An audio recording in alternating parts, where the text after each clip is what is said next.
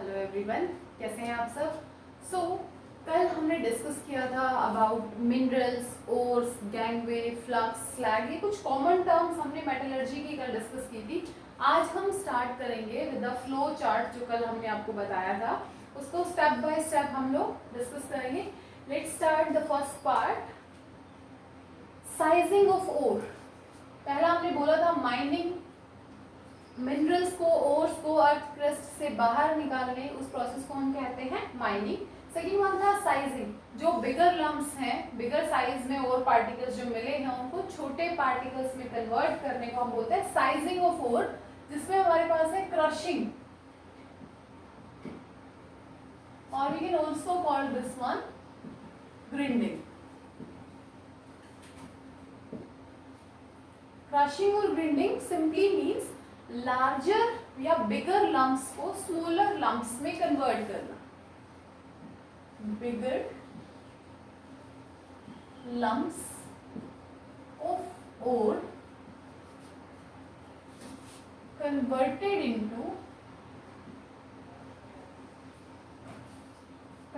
Into smaller one.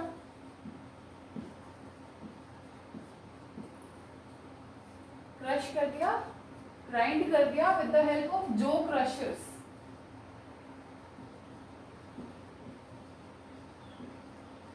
जो crushers machine है उसकी हेल्प से उसको कन्वर्ट कर दिया छोटे टुकड़ों में। सेकेंड साइजिंग में ही सेकेंड पॉइंट था हमारा पल्वराइजेशन।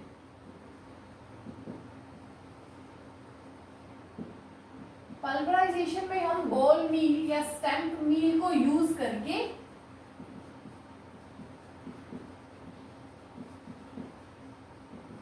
ये जो छोटे टुकड़े हैं इनको पाउडर फॉर्म में कन्वर्ट कर देते हैं। Conversion of smaller lumps of ओर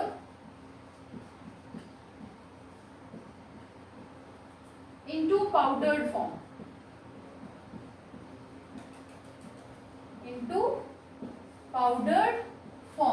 और हम ऐसा क्यों कर रहे हैं? For increasing the surface area, powdered form to increase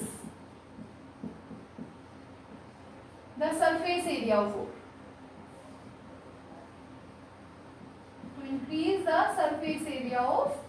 ore, clear. Sizing की दो मेथड है, क्रशिंग, ग्रिंडिंग। नेक्स्ट हम स्टार्ट करेंगे concentration of ores.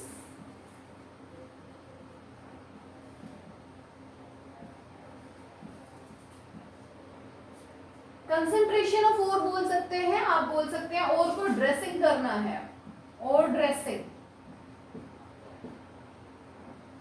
Sometimes we also called बेनिफेक्शन।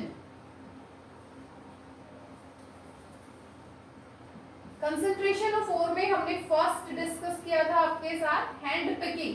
Simple सा है, नाम से ही इंडिकेट कर रहा है ऐसी इंप्योरिटीज जो साइज और कलर में डिफर करेंगी उनको हम हाथ से इजीली सेपरेट आउट कर सकते हैं। Impurities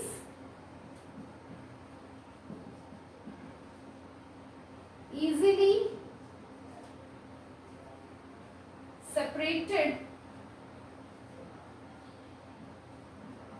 with the help of hands, कौन सी impurities? which differ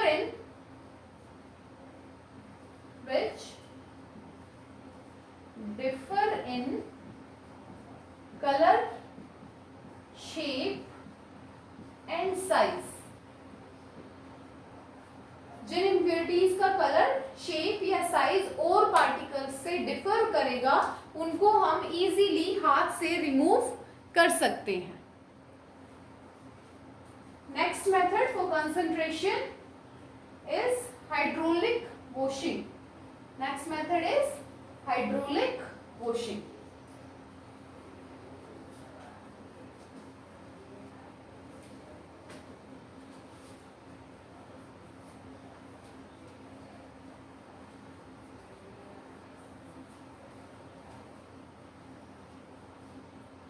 फर्स्ट हो गया इसका हैंड पिकिंग, सेकेंड है hydraulic washing, which is also known as leviation or gravity separation. Second method for concentration, hydraulic washing.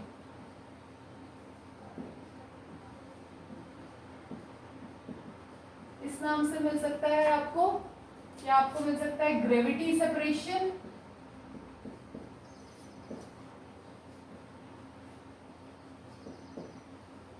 या आपको लेविगेशन भी मिल सकता है। ठीक है, और इस मेथड में हमें करना क्या है? In this method we are passing a jet of water.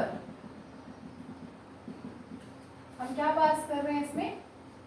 Jet of water simply means high speed में हम वाटर को पास कर रहे हैं एक स्लोप से, and in this slope we have one hydraulic converter. We have a hydraulic converter. Hydraulic converter जिसके पास पल्वराइज्ड फॉर्म में ओर प्रेजेंट है, वो उस ओर को यहाँ पे सप्लाई कर रहे हैं. तो जो हैवियर पार्टिकल्स हैं वो तो सेटल डाउन हो जाएंगे. हैवियर पार्टिकल्स सेटल डाउन, और जो लाइटर पार्टिकल्स हैं, लाइटर इंप्योरिटीज हैं, वो इस पानी के फ्लो के साथ मूव कर जाएंगे. Lighter one move with water. हल्के वाले क्या करेंगे? पानी के साथ मूव करेंगे. तो इस तरीके से हम जो लाइटर इम्प्योरिटीज होती हैं उनको रिमूव कर सकते हैं. इन दिस प्रोसेस क्या क्या किया हमने? पहला, jet of water is passed from one side. First thing we did, jet of water is passed from one side. एक साइड से हमने पानी हाई स्पीड के साथ पास किया. सेकेंड पॉइंट पे हमने हैवी ओर पार्टिकल्स और क्रश्ड ओर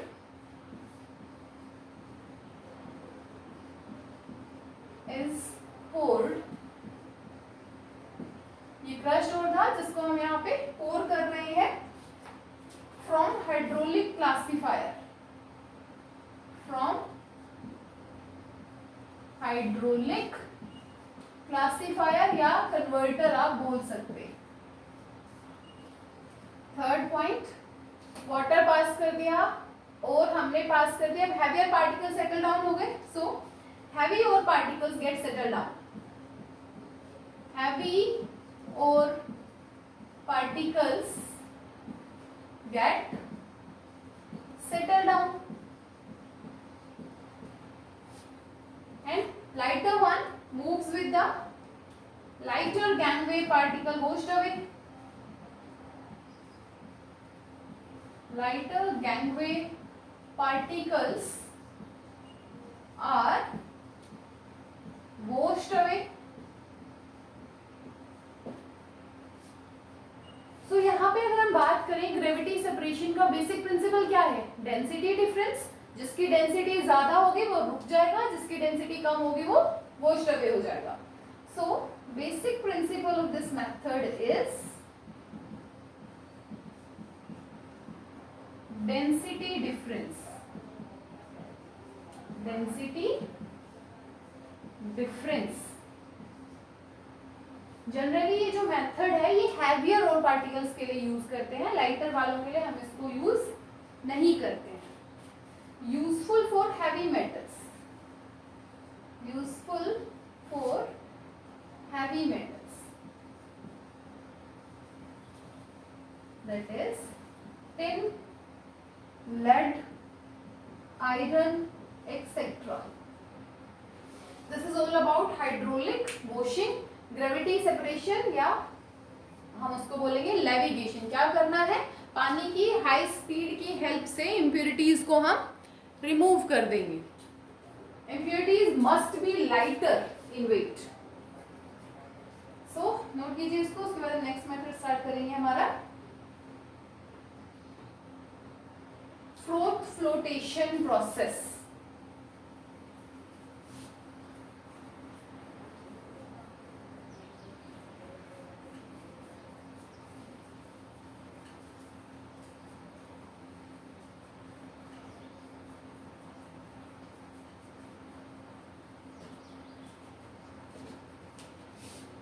नेक्स्ट मेथड है हमारे पास froth flotation process.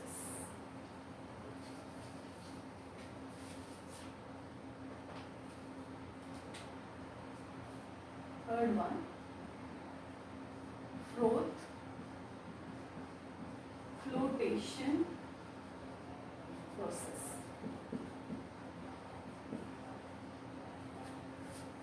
Mostly this process is used for sulfide ores. Used for sulfide ores like copper, lead, zinc, etc. Sulphide ores के लिए यूज होता है ये प्रोसेस और इसका बेसिक प्रिंसिपल होता है वेटेबल प्रॉपर्टीज। कौन किसके साथ वेट हो जाएगा, कौन किसकी हेल्प से, उसको हम बोलते हैं basic principle of froth flotation process. Basic principle है वेटेबल प्रॉपर्टीज। वेटेबल बोल सकते हो डिसॉल्व होना, कौन किसके साथ ज्यादा कंफर्टेबली मिक्स एंड मैच हो पाता है। वेटेबल प्रॉपर्टीज अगर हम बात करें तो जो सल्फाइड ओर्स है उनका जो वेटेबिलिटी नेचर होता है वो ऑयल के लिए, वो ऑयल के साथ मिक्स एंड मैच होते हैं easily. Well gangway shows wettable properties for water. Sulphide ores oil के साथ और गैंगवे इंप्योरिटीज वाटर के साथ। नाउ अपना ओर पार्टिकल का वाटर के साथ एक मिक्सचर हम बनाएंगे। This one is our ore particle और हमने उसको एक कंटेनर में, एक बीकर में लेके वाटर के साथ मिक्स कर दिया। इनिशियली दिस इज इनिशियली और विद गैंगवे, और विद गैंगवे बोल सकते हो और विद इम्प्योरिटीज आप बोल सकते हो। Now we add pine oil here. Now हमने यहाँ पे क्या ऐड किया, पाइन ऑयल और cactus oil.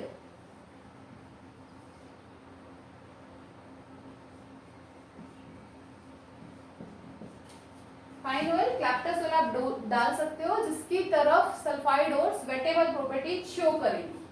Next this beaker is attached with a small beaker with an opening. There is also one opening initially closed. Now use a stirrer.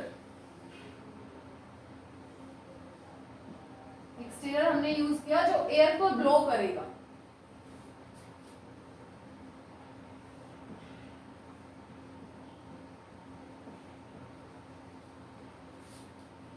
Initially समझो इस process को, क्या किया हमने, और लिया गैंगवे के साथ, उसको हमने वाटर के साथ मिक्स किया।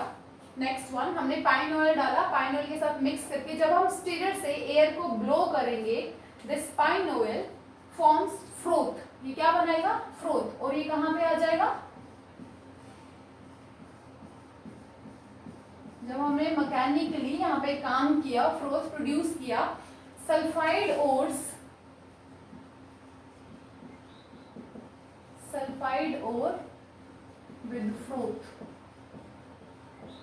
जो सल्फाइड ओर के पार्टिकल्स थे वो फ्रोथ के साथ कहाँ आ गए, ऊपर आ गए, क्योंकि उनका वेटेबल नेचर किसके साथ है, ऑयल के साथ है। These froth are transferred into this beaker.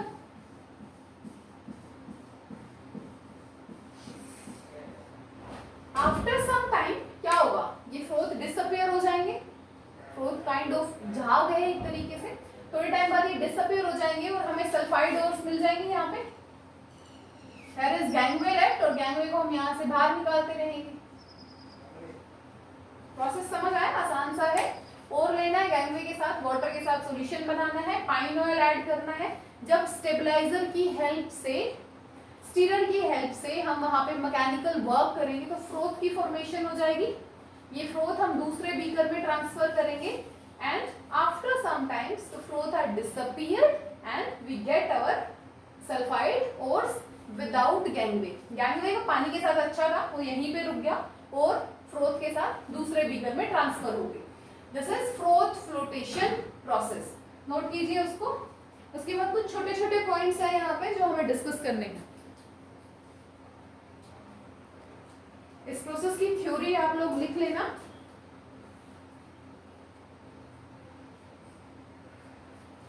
Now यहाँ पे जो गैंगवे पार्टिकल्स हैं वो एजिटेटर का काम करते हैं।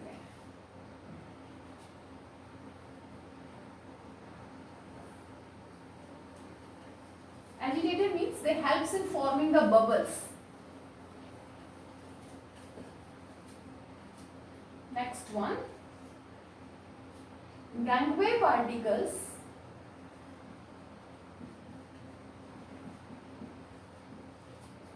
acts as agitators, helps in forming bubble, help in producing bubbles produce करने में गैंगवे पार्टिकल्स हेल्प करते हैं। तो हम बोलते हैं कि वो किसकी तरह काम कर रहे हैं, एजिटेटर की तरह काम कर रहे हैं। इसी प्रोसेस में हम स्टेबलाइजर को यूज करते हैं जो कि फ्रोथ को स्टेबलाइज करे, उनको बनाने में हेल्प करे, उनको स्टेबलाइज करे। Froth stabiliser.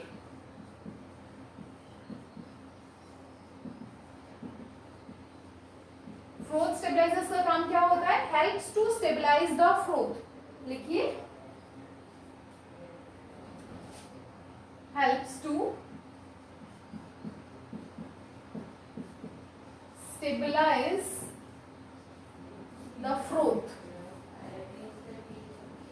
फ्रोथ को स्टेबलाइज करने के लिए हम इनको यूज करते हैं। Example, aniline and cresol, that is aniline and cresol etc. ये दो फ्रोथ स्टेबलाइजर के एग्जांपल हैं जो कि फ्रोथ को स्टेबलाइज करते हैं ताकि झाग बने, अच्छे से बने। Next one is collector. एक सब्सटेंस डालते हैं हम इस प्रोसेस में जो ये चेक करेगा कि जो फ्रोथ है उनके साथ सल्फाइड और स्टिक हुए हैं या नहीं हुए। क्लियर? सल्फाइड ओर्स की वेटेबल प्रॉपर्टीज को चेक करने के लिए हम इसमें कलेक्टर को यूज करते हैं। लेकिन its role is to check the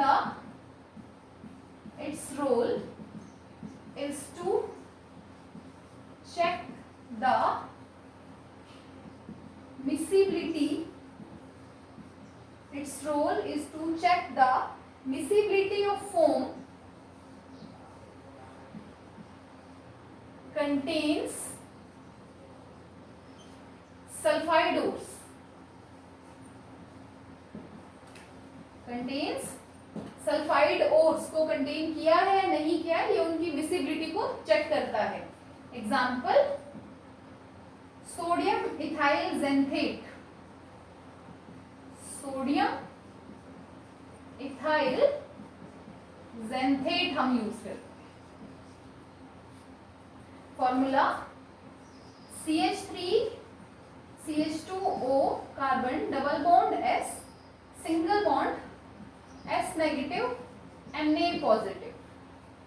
so ये कुछ छोटी छोटी टर्म्स है, नोट कीजिए इनको। फिर आगे दो टर्म्स हो रहा है हमारे पास, एक्टिवेटर एंड डिप्रेसेंट। इसी प्रोसेस में वो भी डिस्कस करेंगे, नोट कीजिए इनको।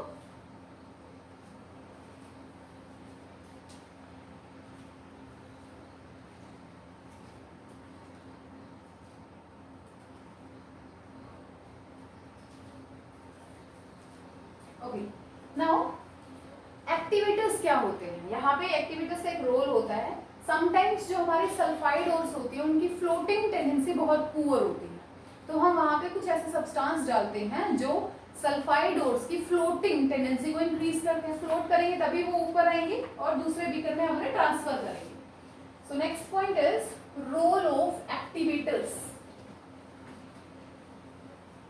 All are in the same process. Role of activators.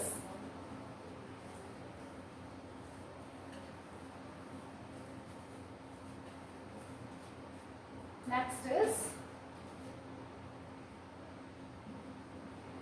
role of activators. क्या रोल है एक्टिवेटर्स का और कब हम इनको यूज करते हैं? सम sulfidores have poor floating tendency. कुछ सल्फाइडोर्स की फ्लोटिंग टेंडेंसी बहुत ज्यादा पुअर होती है, वो इजीली खुद से फ्लोट नहीं कर पाते, तो हम उनमें एक्टिवेटर्स डालते हैं जो उनकी फ्लोटिंग टेंडेंसी को इंक्रीज करते हैं. So activators increase the floating tendency. Some sulfides of poor tendency, for example zinc sulfide की poor tendency होती है, वो easily खुद से float नहीं कर पाता, तो हम क्या करते हैं, हम वहां पे activators को ऐड करते हैं. For example CuSO4 acts as activator for ZnS sulfidole. कैसे?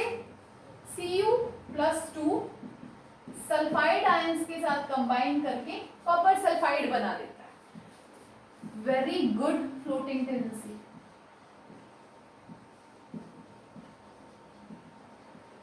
इसकी फ्लोटिंग टेंडेंसी बहुत अच्छी होती है. And this compound stick on the surface of zinc. अब CuS ने क्या किया, ZnS के सरफेस को चारों तरफ से कवर कर लिया, तो अब वो इजीली फ्लोट कर सकता है और हम उसको एक सेपरेट बीकर में कलेक्ट कर सकते हैं. क्लियर? तो CuSO4 ZnS ओर के लिए एक्टिवेटर का काम करता है. उसी तरीके से एक और चीज, एक और एग्जांपल है sodium sulphide act as activator for anglesite. एक तो एंजलीसाइट ओर के लिए PbSO4 एंड मेलाचाइट, और एक मेलाचाइट ओर के लिए ये किसका काम करता है, CuCO3.CuOH twice. इन दोनों के लिए Na2S acts as activator. Activator का रोल समझ आया सभी को? एक्टिवेटर क्या करेंगे, फ्लोटिंग टेंडेंसी को एनहांस करेंगे, इंप्रूव करेंगे, इंक्रीज करेंगे. नेक्स्ट और last term for froth flotation process is depressant. कई बार क्या होता है, हम चाहते हैं कि हमें एक पर्टिकुलर सल्फाइडोर मिले, पर वैसा नहीं होता. दो सल्फाइडोर्स का मिक्सचर मिल जाता है, तो उस मिक्सचर में से एक सल्फाइडोर को हम सॉल्यूशन में ही रोक देते हैं with using some suitable solvents, और दूसरे सल्फाइडोर्स को फ्रोथ के साथ जाने देते हैं. So next is role of depressant.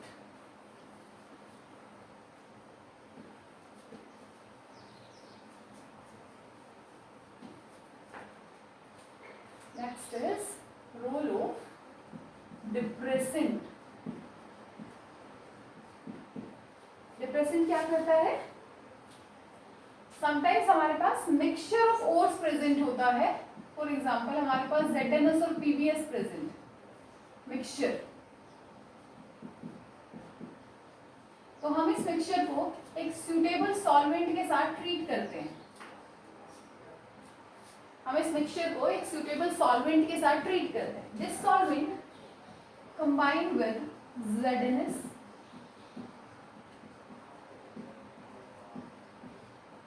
Solvent ने क्या किया, ZnS के साथ खुद को कंबाइन कर लिया. कैसे? ZnS plus 4NaCN form a complex Na2 Zn CN4 plus Na2S और ये एक सोल्यूबल कॉम्प्लेक्स है, मतलब ये पानी में रह के खुश है, ये फ्रोथ में नहीं जाएगा, does not form फ्रोथ। तो अब फ्रोथ सिर्फ किसके बनेंगे, पीबीएस के बनेंगे, और पीबीएस हमें एज अ सल्फाइड मिल जाएगा। NaCN एक्ट्स एज डिप्रेसेंट है। NaCN किसका काम कर रहा है, डिप्रेसेंट का काम कर रहा है। डिप्रेसेंट हम कब यूज कर रहे हैं, when we have a mixture of sulphide ores, और हम उन दोनों में से किसी एक के सल्फाइड ओर्स को ऑब्टेन करना चाहते हैं। क्लियर है, नोट कीजिए। Froth flotation process is completed. Next we are going to deal about magnetic separation. Magnetic separation as the name indicates, या तो गैंगवे मैग्नेटिक नेचर का होगा या हमारी और मैग्नेटिक नेचर की होगी, और हम इजीली उनको इस बेसिस पे सेपरेट कर सकते हैं।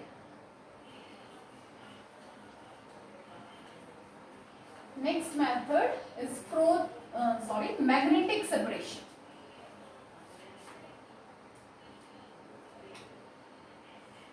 Next is magnetic separation. तो मैग्नेटिक सेपरेशन का बेसिक प्रिंसिपल क्या रहेगा, out of ore and gangue one is magnetic in nature, one is magnetic in nature। दोनों में से एक मैग्नेटिक होगा। Let us consider there are two roller wheels, one rotating belt is passed over them,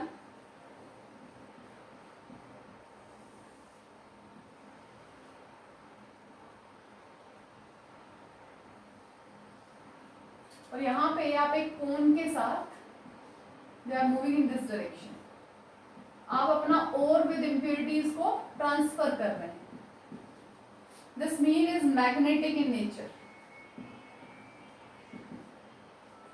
सो जैसे जैसे ये ओर यहाँ पे पहुंचती जाएगी, तो जो पार्ट मैग्नेटिक नहीं है वो यहीं पे स्टोर हो जाएगा, and the part which is magnetic वो यहाँ तक इसके साथ जाएगा और उसके बाद एक अलग हीप में कन्वर्ट हो जाएगा। This heap for magnetic part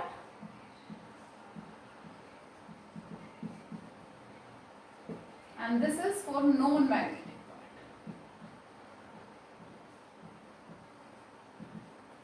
एक हो गया मैग्नेटिक पार्ट के लिए और एक हो गया नॉन मैग्नेटिक पार्ट के लिए। फॉर एग्जाम्पल क्रोमाइट ओर, अगर हम बात करें क्रोमाइट ओर की, FeCrO2 ट्वाइस, ये क्रोमाइट ओर। क्रोमाइट ओर मैग्नेटिक होता है और यहाँ पे जो गैंगवे हैं वो नॉन मैग्नेटिक नेचर का है। क्रोमाइट ओर का गैंगवे नॉन मैग्नेटिक नेचर का है और क्रोमाइट ओर मैग्नेटिक नेचर का है। सिमिलरली कैसेटराइट, या हम इसको बोल सकते हैं टिन स्टोन।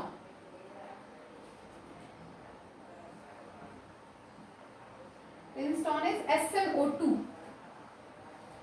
अब कैसेटराइट जो ओर है वो नॉन मैग्नेटिक है और उसमें जो गैंगवे प्रेजेंट है वो कैसे नेचर का है, मैग्नेटिक नेचर का है। सो हम इस टाइप की ओर्स को जहां पे एक पार्ट मैग्नेटिक हो और एक पार्ट नॉन मैग्नेटिक हो, हम उनको मैग्नेटिक सेपरेशन की हेल्प से इजीली सेपरेट कर सकते हैं। Clear? The last one, last process concentration का, लीचिंग। इसको नोट कीजिए, फिर उसको डिस्कस करते हैं।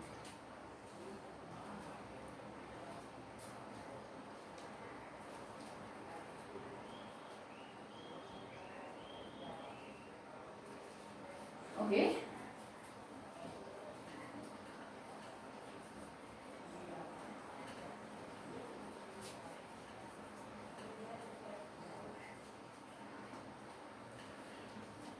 after magnetic separation we discuss the last part of concentration leaching, or leaching sometimes also called chemical separation. Chemical separation क्यों बोल रहे हैं? इस प्रोसेस में हम अपनी ओर को एक सूटेबल सॉल्वेंट के साथ डिसॉल्व करेंगे, हमारी ओर उस सॉल्वेंट के साथ एक कॉम्प्लेक्स बनाएगी और गैंगवे पार्टिकल्स उस सॉल्वेंट के साथ रिएक्ट नहीं करेंगे. So leaching is impure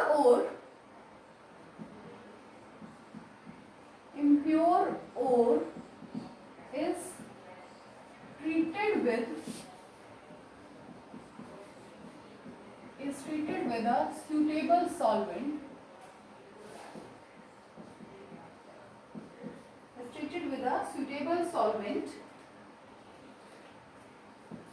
Or react with solvent, whereas gangway does not.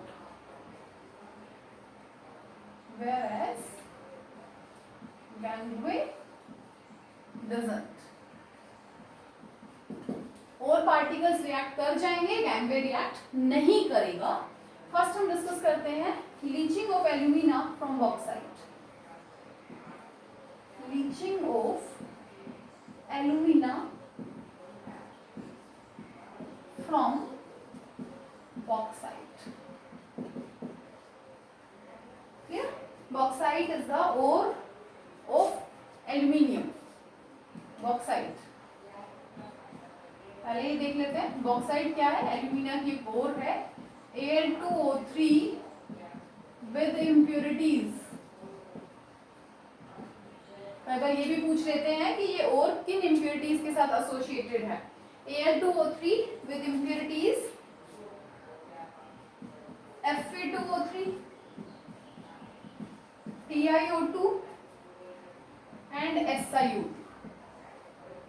Now ये does not react, ये रिएक्ट ही नहीं करेंगे. अब हम क्या करेंगे?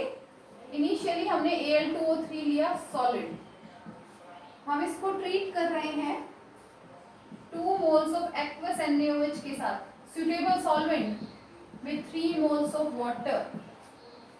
एल्यूमिना की ओर को हमने एक सुटेबल सॉल्वेंट NaOH के साथ ट्रीट किया. In presence of water we get a complex 2NaAl OH4. SiO2 NaOH के साथ रिएक्शन किया SiO2 ने एंड फॉर्म स्लैग, जो कि इजीली रिमूव हो गया. Na2SiO3 plus water. Sodium silicate बना in the form of slag which is easily remove. इन दोनों ने रिएक्शन नहीं की, ये स्लैग की फॉर्मेशन में रिमूव हो गया. अब बचा ये कॉम्प्लेक्स. इस कॉम्प्लेक्स को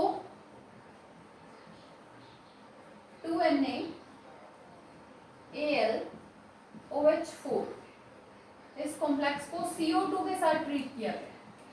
और जब CO2 गैस इसमें से पास की गई तो we get Al2O3 dot XH2O plus NaHCO3. Clear? यहां से हमें मिला pure alumina, hydrated alumina. Pure hydrated alumina. Pure simply means कि अब यहाँ पे कोई गैंगवे पार्टिकल नहीं है. जब CO2 को पास करते हैं ना, तो कई बार हम थोड़ा सा amount freshly prepared aluminium hydroxide का ऐड करते हैं, ताकि ये जो प्रेसिपिटेट है ये अच्छे से बन जाए. दोबारा सुनिए. When we pass the CO2, we add some quantity of freshly prepared aluminium hydroxide to increase the precipitation process. और इस स्टेटमेंट को हम बोलते हैं सीडिंग. इस स्टेटमेंट को हम क्या बोलते हैं? सीडिंग. सीडिंग क्या होता है? CO2 पास करते टाइम कुछ amount freshly prepared aluminium hydroxide का ऐड कर देंगे तो ये प्रेसिपिटेट जो है ये इजीली बन जाएंगे. If these precipitated are heated to 1470 Kelvin, we get pure anhydrated alumina. Farmer इसको हीट कर दिया, वाटर पार्टिकल्स को रिमूव कर दिया, and this process is known as Bayer's process. This process is known as Bayer's process. Note कीजिए. उसके बाद हम लीचिंग ऑफ गोल्ड डिस्कस करेंगे.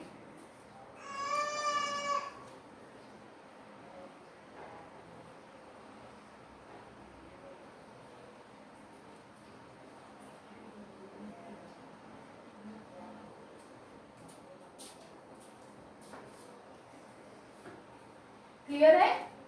चलिए नेक्स्ट डिस्कस करते हैं लीचिंग ऑफ गोल्ड.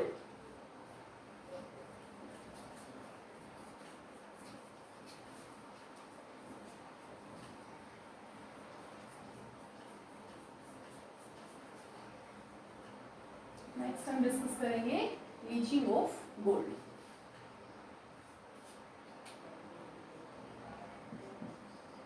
गोल्ड को लीच करने के लिए हम क्या करेंगे? impure gold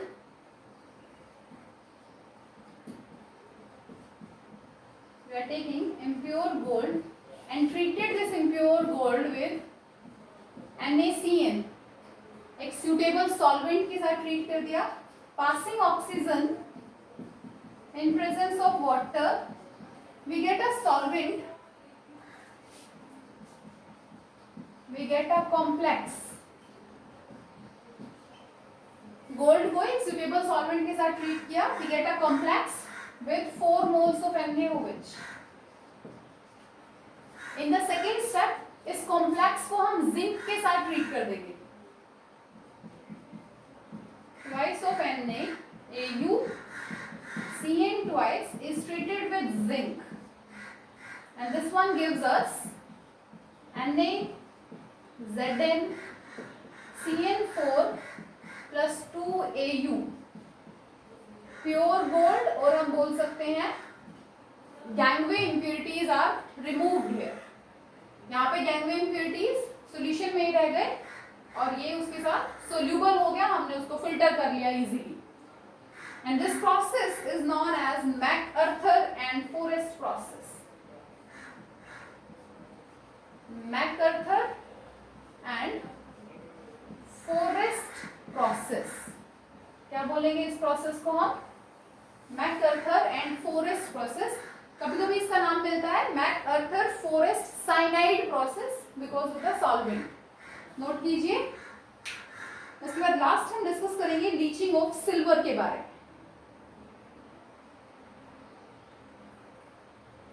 ये जो कॉम्प्लेक्सेस हैं ये कोऑर्डिनेशन कॉम्प्लेक्सेस हैं, इनका नाम लिखना भी हम सिखाएंगे आपको.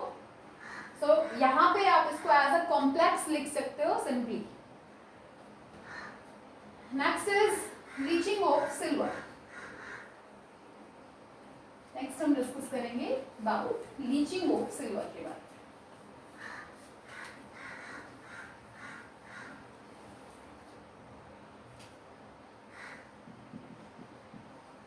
लीचिंग ऑफ सिल्वर में हमें क्या करना है? एंजलीसाइट और Ag2S.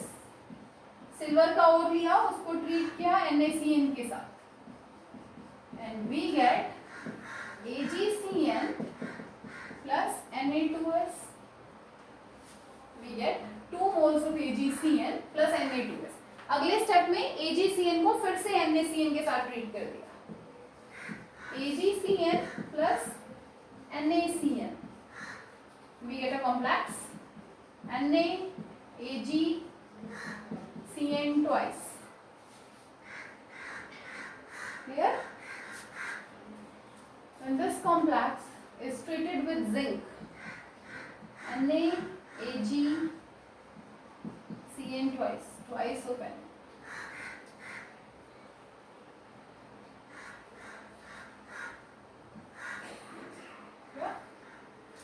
Next one, when this complex is treated with zinc, तो तो जिंक क्या करेगा, जिंक सिल्वर से ज्यादा इलेक्ट्रोपॉजिटिव है, जिंक उसको वहां से रिप्लेस कर देगा and formed a complex Na2Zn Cn twice plus 2Ag, pure silver मिल गया हमें। प्योर सिल्वर का मतलब गैंगवे इम्प्योरिटीज यहाँ से रिमूव हो चुकी हैं। This is all about concentration waves. पढ़ के आइए, अगर कोई डाउट है तो पूछिए।